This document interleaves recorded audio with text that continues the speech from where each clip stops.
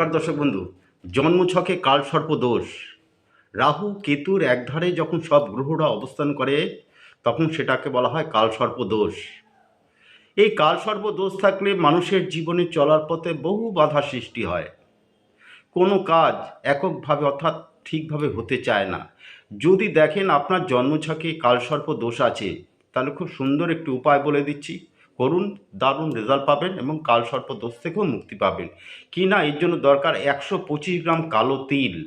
125 গ্রাম কালো তিল, একটি হুইস্কির বোতল অর্থাৎ মদের হুইস্কির বোতল, আর একটি কম দামি এমিথিস্ট পাথর। ওই কালো তিল সব নিয়ে আপনারা কি করবেন, গঙ্গায় যান, মা গঙ্গাকে সাক্ষী রেখে এইভাবে কালো তিলটা প্রথমে দিন। আর ওই যে হুইস্কির বোতলটা নিয়ে গেছেন, হুইস্কির বোতলটা এমিথিস্ট পাথরটা ওর মধ্যে দিয়ে দিন।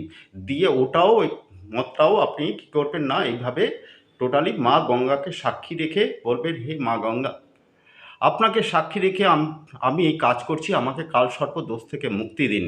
এইভাবে মদের বোতল এবং হুইস্কিটা যেটা নিয়েছিল ওর মধ্যে এমসিস পাথরটা দিয়ে আপনারা ওইটাও সম্পূর্ণ ঢেলে দিন এবং প্রার্থনা প্রণাম জানিয়ে চলে আসুন। পিছনে ফিরে আর তাকাবেন না। বাড়িতে ফিরে এসে আপনারা কি করবেন না, ভালো করে হাত মুখ ধুয়ে, যদি পারেন যে জামা প্যান্টটা পরে গিয়েছিলেন সেই জামা প্যান্টটা বা আগে থেকে কাউকে বলে রাখবেন একটা গামছা জাতীয় কিছু রেখতে, ওই জামা প্যান্টটা বাইরে রেখে দেবেন। পরে ওটাকে জামা প্যান্টটা ধুয়ে আপনারা যা হোক ব্যবহার করতে পারবেন।